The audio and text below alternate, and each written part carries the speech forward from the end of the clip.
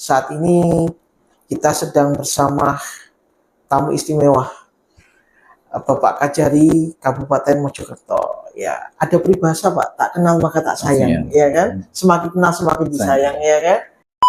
Terima kasih Pak Andi. Perkenalkan, saya Endang Tirtana, Kepala Kejaksaan Negeri Kabupaten Mojokerto.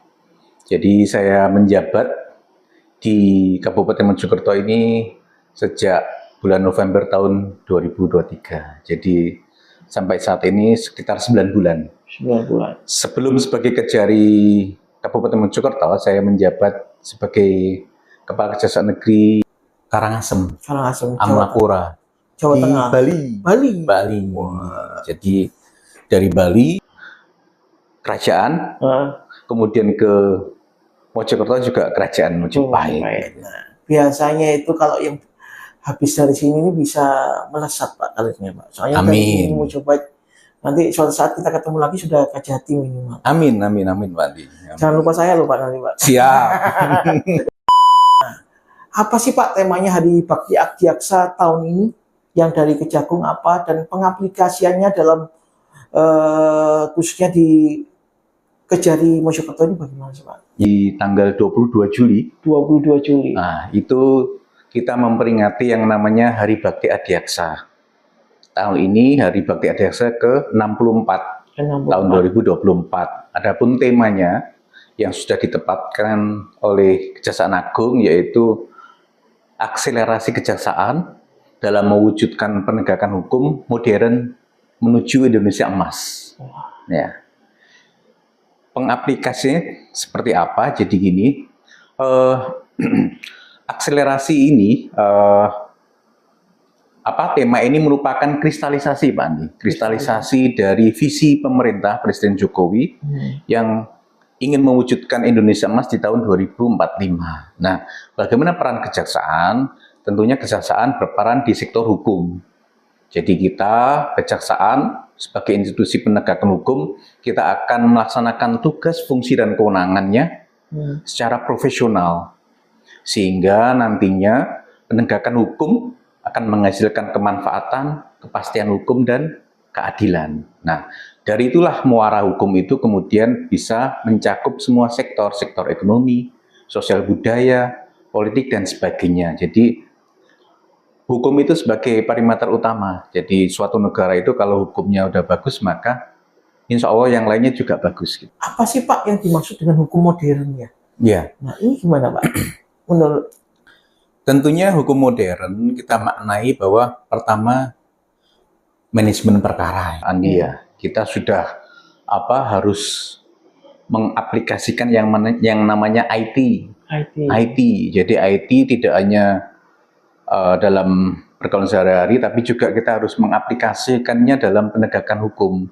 Contoh itu kita ada yang namanya sistem peradilan pidana terpadu yang terintegrasi antara kepolisian, kejaksaan sampai pengadilan. Nah itu ada suatu aplikasi yang menyeluruh. Jadi semuanya melalui aplikasi, sejak mulai SPDP, kemudian sampai nanti kepada pengadilan dan lanjut ke lapas. Nah, SPPTI namanya itu. Iya, SPPTI. Nah, itu pertama. Jadi dalam manajemen perkara kita menggunakan IT. Kemudian yang kedua tentunya dalam rangka penegakan hukum yang modern itu kita harus yang namanya terus meningkatkan kompetensi dan kapabilitas jaksa itu. Kita tahu bahwa semakin zaman, semakin perkembangan hukum itu semakin pesat, kejahatan itu transnasional, sudah melibatkan tidak hanya Indonesia tapi lintas negara. Oleh sebab itu dibutuhkan jaksa-jaksa yang kompeten, yang berkualitas, berkapabilitas, yang bisa menyelesaikan perkara itu yang lintas sektoral. Seperti kripto dan sebagainya, itu kan sudah ke arah sana itu kan. Dari harapan dari kejaksaan sendiri terkait tentang Hari Bakti Adiaksa yang ke-6 ini sesuai dengan tema apa sih Pak? Iya. Khususnya di dalam Kejaksaan Negeri Kabupaten Mojokerto. Tentunya dengan momentum Hari Bakti Adiaksa yang ke-64 ini kita jadikan sebagai momentum atau wadah untuk mengintrospeksi diri, mengoreksi diri, bertabayun apa yang sudah kita laksanakan terkait dengan tugas fungsi dan wewenangnya, yang dengan itu kemudian harus menjaga kepercayaan masyarakat terhadap institusi kejaksaan, dan tentunya juga harus terus meningkatkan peran kejaksaan, harus terus maju, terus berkembang untuk memenuhi ekspektasi masyarakat terhadap kejaksaan. Jadi intinya di momentum untuk introspeksi apa yang sudah kita laksanakan, Pak Andi. Ya, dan kalau beberapa hari yang lalu saya sempat membaca statementnya Bapak Kejagung ya, bahwa lembaga APH, lembaga penegak hukum yang kredibilitasnya cukup bagus saat ini adalah kejaksaan. Alhamdulillah. Jadi di antara lembaga penegak hukum itu kejaksaan yang nomor 1, Pak Andi. Setelah Presiden, kemudian TNI, kemudian kejaksaan, baru kemudian lembaga penegak hukum yang lainnya. Nah, saya mau tanya sih Pak, Bapak tadi sempat spill ya, tadi waktu kita ngobrol santai. Apa sih Pak bedanya hari lahir kejaksaan dengan hari bakti adiaksa? Nah, ini menarik. Iya, menarik memang. Jadi selama ini kita hanya melakukan atau memperingati yang namanya Hari Bakti Adiaksa, Pak. Iya, banyak orang tahunya Hari Bakti Adiaksa. Itu di tanggal 22 Juli. Ya. Nah, saya cerita ya, Pak Andi ya. Jadi Hari Bakti Adiaksa itu merupakan suatu momentum, jadi kejaksaan pada tanggal 22 Juli tahun 60 itu memisahkan dari kehakiman. Ya, nah di situ di kehakiman itu duduk hakim, jaksa. Itu satu atap, ya, satu atap. Kayak dulu TNI Polri satu ABRI. Iya.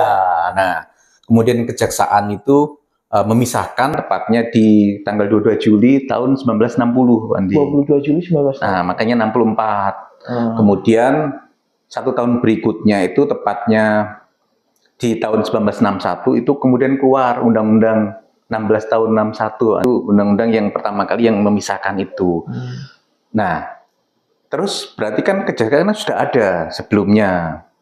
Nah, itulah kemudian di tanggal 2 September itu diperingati sebagai Hari Lahir Kejaksaan, Harlah Kejaksaan. Kenapa diambil tanggal 2 September? Karena di tanggal 2 September itu tahun 1945 Jaksa Agung pertama kali Mr. Gatot Tarunemi-Haja itu dilantik oleh Presiden Soekarno, Pak Andi. Ini masyarakat belum pada tahu kan? Iya, 1945. Jadi sudah 79 tahun, Pak Andi. Itu sama umurnya dengan Republik ini. 17 Agustus 1945 kita proklamasi. 2 September 1945 Jaksa Agung dilantik untuk pertama kalinya oleh Presiden Soekarno. Jadi usia kejaksaan itu 79 tahun sama dengan usia kemerdekaan Republik Indonesia. Nanti kita akan peringati bersama ini. Akan kita peringati bersama Hari Lahir Kejaksaan, dan ke depan Pak Andi, di tahun berikutnya itu nanti Hari Bakti Adiaksa itu hanya sekedar peringatan upacara aja, Pak Andi. Jadi kita memperingati dengan mengadakan upacara Hari Bakti Adiaksa. Tidak ada kegiatan lain-lain. Nanti di tanggal 2 September itu, puncaknya di 2 September itu, nah itu seluruh kegiatan tadi, misalkan seperti tahun ini ada bakti sosial, kemudian donor darah, sunatan massal, biasanya itu ada pekan olahraga, Pak Andi. Nah pokoknya semua kegiatan itu nanti dipusatkan di event Hari Lahir Kejaksaan di tanggal 2 September itu, Pak Andi. Sekarang ini selama Bapak menjabat 9 bulan ini, apa sih kasus-kasus yang mencuat, yang menonjol nih di masyarakat yang membuat perhatian khusus dari Bapak Kajari? Iya, kalau kasus yang menonjol ya di bidang tindak pidana umum, perkara tindak pidana umum tentunya perkara narkotika itu sangat besar, Pak Andi. Sangat besar, ya? Iya, sangat banyak volumenya itu. Kita tahu lapas itu penuh gara-gara perkara narkotika dibandingkan dengan perkara yang lainnya. Sampai kali ini kita sudah sekitar 71 perkara narkotika itu. Ini tahun ini aja? Tahun ini. 71 perkara? 71 perkara dengan itu. tersangka? rata-rata ya satu tersangka, tapi ada juga beberapa yang 2 tersangka sekali. 71 perkara. Iya. Berarti bisa dikatakan hampir tiap bulan 10 perkara. Ada. Rata-rata. Iya, narkotika itu. Nah, yang paling banyak apa Pak? Sabu atau apa? Sabu. Sabu ya? Iya, sabu yang paling banyak itu. Namun kita harus pilah-pilah perkara narkotika itu Pak Andi. Mana yang penyalahguna atau pengedar kan? Ada yang korban, sebagai korban penyalahguna itu. Iya. Jadi dengan batasan yang sudah ditentukan oleh pimpinan, nah itu kita bisa yang namanya RJ, Restoratif Justice. Jadi Restoratif Justice, penyelesaian perkara berdasarkan keadilan restoratif itu tidak hanya perkara tindak pidana umum, tapi juga bisa perkara narkotika gitu Andi. Dengan catatan bahwa yang pertama tentunya dia korban penyalahguna, kemudian barang buktinya itu juga harus ada kualifikasinya, minimal 0, itu iya 0, habis itu dia pengguna terakhir, jadi bukan sebagai bandar atau penjual atau itu ya istilahnya apa itu ya, ranjau biasanya. Iya, ranjau, sistem ranjau. Nah, nanti di itu kita restoratif justice itu tindakannya apa? Kita rehab anjing. Rehab ya, kerjasama dengan BNN. Dengan BNN, dengan kita Kejaksaan Tinggi memiliki badan apa itu balai rehab bekerjasama dengan rumah sakit Menur, rumah sakit jiwa. Nah, kita bawanya ke sana, Pak Andi. Ke sana ya? Iya, kemarin sudah ada 1, Pak Andi, kita bawa ke sana itu direhab selama 3 bulan. Jadi kita tinggal di sana, kita masukkan di sana, mereka selama 3 bulan itu nanti direhab, nanti setelah itu baru keluar. Beberapa kasus juga mencuat tentang korupsi ya Pak ya, korupsi desa, iya. PTSL biasanya itu gimana? PTSL iya, jadi memang benar. Jadi selama ini beberapa perkara korupsi yang kita tangani itu masih terkait dengan pengelolaan dana desa, ya. Bagaimanapun aparat desa itu kan sebelumnya kan belum diberikan dana desa yang sebesar itu, kemudian gitu ya? Diberikan dana desa yang besar, kaget tuh nih. Uang kaget manajemennya seperti apa, pertanggungjawabannya seperti apa gitu. Jadi rata-rata itu. Yang terpenting bagi kita Pak Andi itu sebagaimana pesan Pak Jaksa Agung itu yang penting mensreanya. Ada niat jahat enggak kepala desa atau aparatnya itu, oknumnya itu. Kalau itu hanya sebatas kesalahan administrasi, tidak ada mensrea untuk menguntungkan diri sendiri, orang lain maupun korporasi, kita bantu. Intinya kita bantu itu kita luruskan. Oh ternyata itu hanya kesalahan administrasi. Bagaimana kalau ada kerugiannya? Ya kita suruh untuk mengganti kerugian gitu. Karena salah, karena dia tidak terbiasa untuk pertanggungjawaban akuntansi dan sebagainya. Nah itu. Tapi kalau ternyata banyak kita mendengar kemudian kepala desa mendapatkan uang banyak, kaget, kemudian mumpung ada uang, kemudian ya saya juga harus dapat dong gitu. Akhirnya kan ya mohon maaf, ada beberapa kepala desa itu yang mengamburkan uangnya untuk pergi ke tempat-tempat yang karaoke, terlarang. Nah, itu udah mensrea itu. Sudah masuk ya. Kalau udah ada mensrea itu biasanya kemudian timbul niat untuk bagaimana menyalahgunakan kewenangan secara melawan hukum. Nanti biasanya pasti fiktif, pertanggungjawabannya tidak ada pekerjaan tapi dianggap ada pekerjaan. Kemudian markup itu sudah mensrea, niat jahatnya itu ada gitu. Jadi mau nggak mau ya kita tindak gitu. Tapi kalau sebatas hanya kesalahan administrasi ya kita bantu, kita perbaiki, kita kasih solusi bahwa yang benar seperti apa. Tentunya juga harus peran dari Pemda, Pemkab itu untuk selalu memberikan bimtek terkait dengan pertanggungjawaban desa. Iya, karena jangan dibiarkan yang belum pernah berpengalaman mengelola dana desa besar itu kemudian dikasih dana desa besar, kaget uang. Kalau udah melihat uang kan kalau udah niatnya bagus kan jadi jelek gitu nanti. Iya, karena saya kepala desa, saya capek kan gitu ya. Iya. Saya ini ya saya ambil lah gitu. Itu ya semuanya di itu kan gitu. Kan ada peran pendampingan nih dari pihak kejaksaan. Itu bagaimana Pak? Ya, jadi supaya kepala desa nggak terjebak ya kan kalau memang benar-benar yang seperti Bapak katakan niatnya nggak ada niat, Nggak ada niat. artinya mungkin karena salah tanda tangan, salah akuntansinya dan segala macam. Nah, Iya. itu gimana sih pendampingan yang dilakukan Iya. kejaksaan selama ini? Baik, jadi kita di kejaksaan itu ada dua, Pak Andi. Ada dua yang namanya tim Datun, sama ada yang namanya tim intelijen. Nah, pertama saya jelaskan tim Datun dulu ya, Pak Andi. Iya. Apa itu, Pak? Nah, tim Datun itu tim di bidang perdata dan tata usaha negara. Nah, kita kan ada beberapa bidang tuh, mulai bidang pembinaan, intelijen, kemudian bidang pidana umum, bidang pidana khusus, kemudian bidang Datun, perdata dan tata usaha, terakhir kemudian bidang barang bukti. Nah, itu. Nah, bidang Datun ini kita tahu bahwa di bidang Datun itu jaksa bisa merangkap sebagai jaksa pengacara negara, JPN. Nah, pengacaranya negara, lawyernya negara. Jadi jaksa JPN itu atas kuasa pemerintah atau badan usaha milik negara, badan usaha milik daerah itu dapat bertindak untuk dan atas nama, baik di dalam pengadilan litigasi maupun non litigasi di luar pengadilan. Nah, terkait dengan itu tadi kita ada memiliki kewenangan antara lain di bidang pertimbangan hukum, Pak Andi. Nah, pertimbangan hukum itu meliputi pertama pendampingan hukum, kemudian pendapat hukum, dan terakhir audit hukum. Nah, yang pendampingan hukum itu yang kita berikan kepada pemerintah, BUMN, BUMD.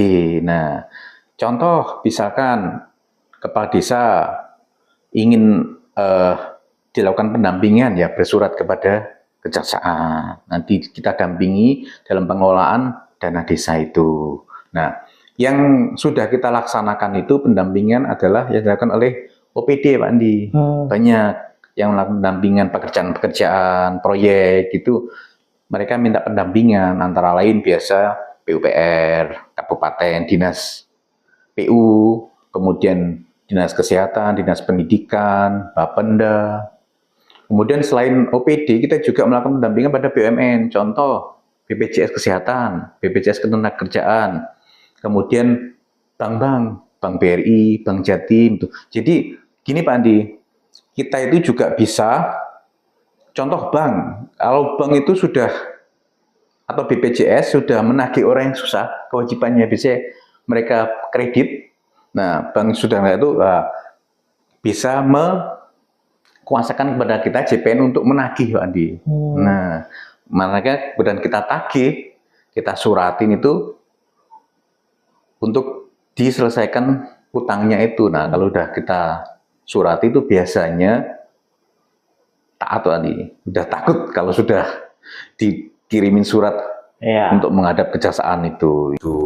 Nah, pendampingan itu tujuannya apa? Pertama, kita berusaha untuk memitigasi risiko permasalahan hukum. Jadi kita harus bisa memitigasi kira-kira permasalahan hukum yang akan terjadi apa. Kita mitigasi. Kita harus memiliki manajemen risiko. Itu yang pertama. Yang kedua, kita menyelesaikan permasalahan hukum kalau memang itu terjadi. Nah, yang terakhir itu tujuan pendamping itu mencegah penyimpangan, memastikan bahwa pelaksanaan pekerjaan itu sesuai dengan ketentuan peraturan perundang-undangan. Kalau sudah kita dampingi, sudah kita berikan advice, nasihat dan sebagainya seperti ini, tapi kemudian masih balelo, ya kita jewer. Lanjut, kita serahkan pada Pitsus untuk penindakan. Jadi jangan kemudian dilakukan pendampingan oleh kejaksaan terus seenaknya. Justru kita dijadikan apa? Alat untuk sudah didampingi kejaksaan aja kok. Aman. Saya aman, saya mau kita sikat, nggak ada urusan gitu. Kita hentikan pendampingannya, kita serahkan pada Pitsus untuk penindakan. Iya. Kasus korupsi apa aja sih? Berapa banyak yang sudah ditangani itu selama ini? Kalau untuk tahun 2023 itu kemarin kita ada 4. Kemudian di tahun 2004 kemarin kita sudah ada perkara korupsi yang sudah inkrah, sudah kita tuntut sampai ke persidangan di suatu desa itu. Nah, kemudian kita juga ini lagi penyidikan beberapa perkara, antara lain perkara dana kapitasi. Kemudian perkara juga yang pengembangan dari desa yang sudah inkrah itu kita kembangkan, itu kita sidik lagi pihak lain yang bertanggung jawab. Masyarakat itu sekarang tuh banyak bertanya seperti ini. Kebanyakan hukum itu tajam ke bawah, tumpul ke atas. Nah, ini gimana Pak? Iya. Menyingkapi hal ini sebagai penegak hukum memang apa ya, dalam mindset pemikiran masyarakat tadi yang sama Pak Andi itu, hukum itu kok hanya tajam ke bawah ya, tapi tumpul ke atas. Nah, dengan Pak Jaksa ini, Pak Burhan ini membalikkan persepsi masyarakat.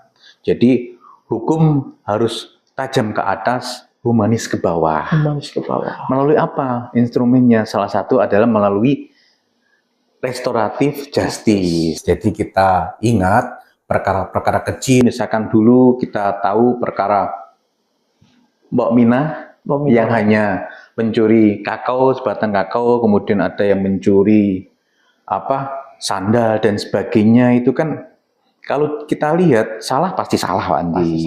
Pasti salah. Ya. Namanya mengambil. Misalkan dulu kita tahu perkara Mbok Minah yang hanya mencuri kakao, sebatang kakao, kemudian ada yang mencuri sandal dan sebagainya. Itu kan kalau kita lihat salah pasti salah, Pak Andi. Pasti salah. Ya. Namanya mengambil berapapun itu tetap salah. Yang sudah memenuhi kan, ya. 362. Tapi kan rasa keadilannya seperti apa gitu loh. Masa cuma hanya sebatang kakao, hanya sebatang piring dicuri di dalam ART misalkan, kemudian sandal dan sebagainya, itu masa ya harus sampai ke peradilan? Berapa biaya yang harus dikeluarkan negara?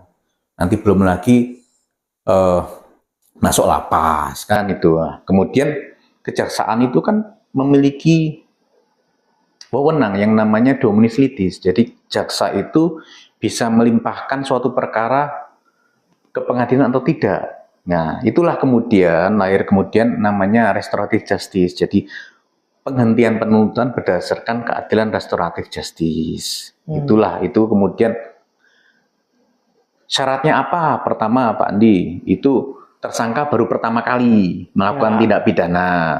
Kemudian ancaman hukuman pidananya itu di bawah 5 tahun.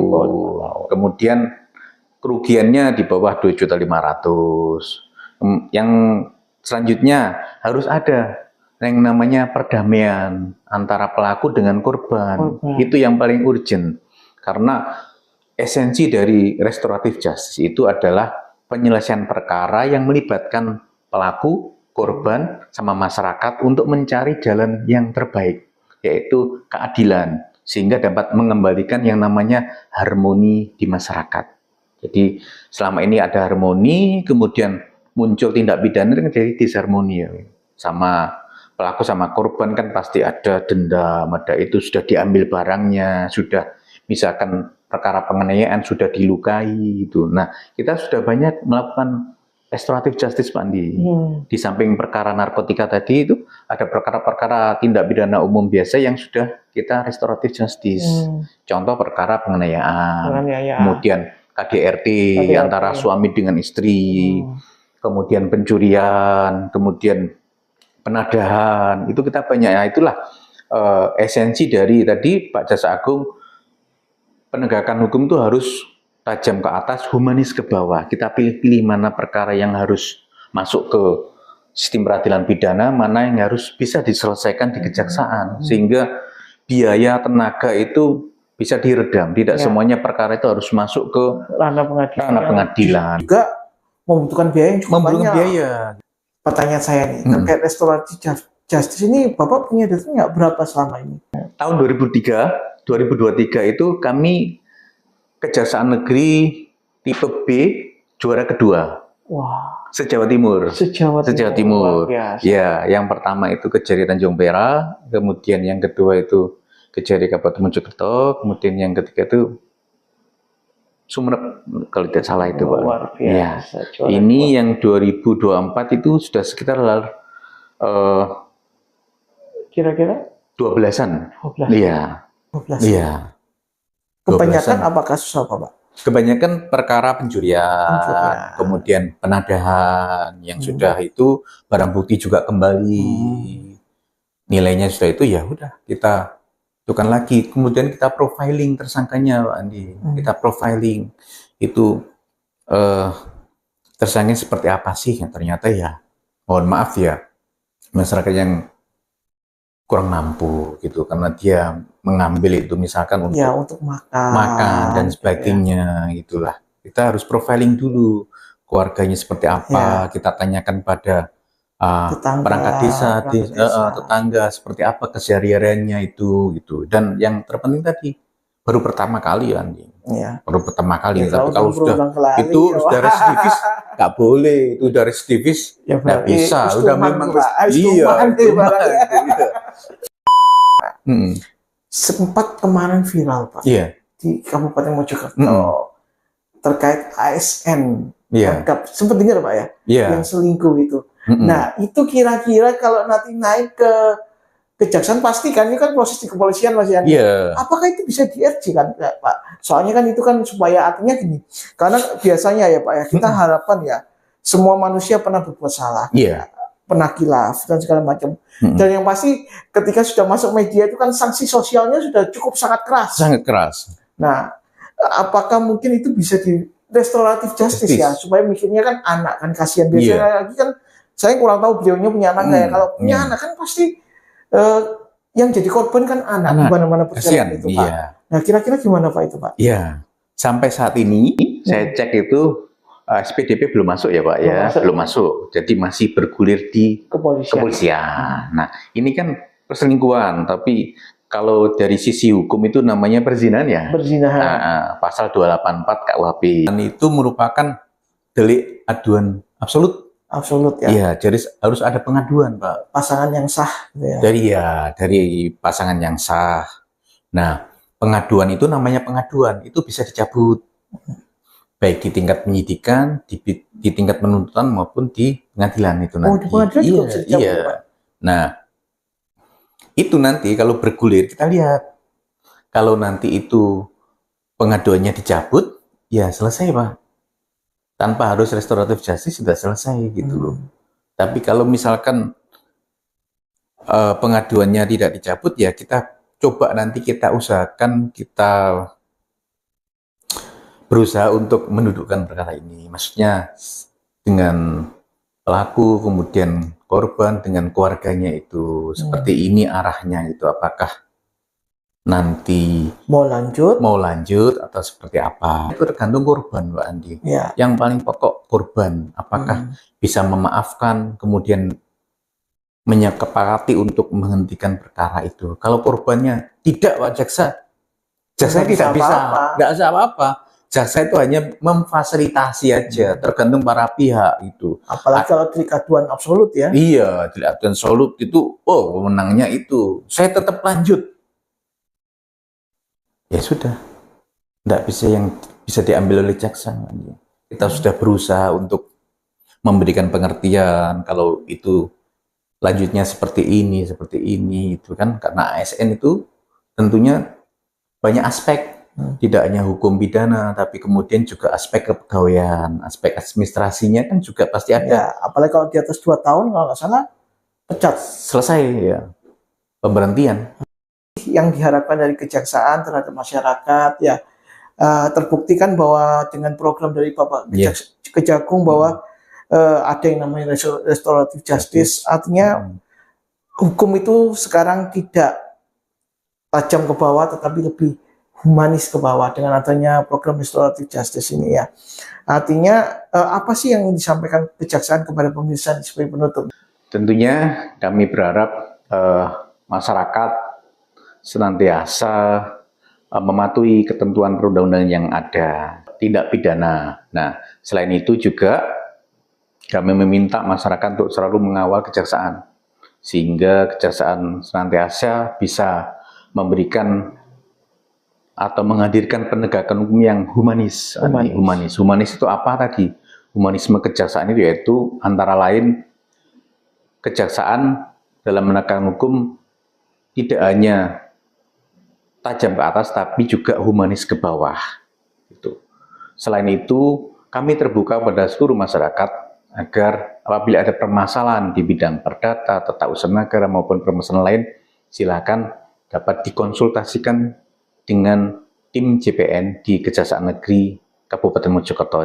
Jadi jangan takut datang ke kejaksaan, karena kejaksaan itu sudah berubah paradigmanya. Kejaksaan itu takut orang masyarakat tuh jangan-jangan itu. Nah, kami sudah merubah paradigma, merubah mindsetnya bahwa semua masyarakat kita sambut dengan tangan terbuka untuk tadi menyampaikan pengaduan, menyampaikan laporan, atau meminta pendapat hukum terkait dengan permasalahan yang ada, bagaimana solusinya. Insya Allah nanti kami akan memberikan solusi yang terbaik bagi masyarakat. Jadi yang penting jangan takut dengan kejaksaan.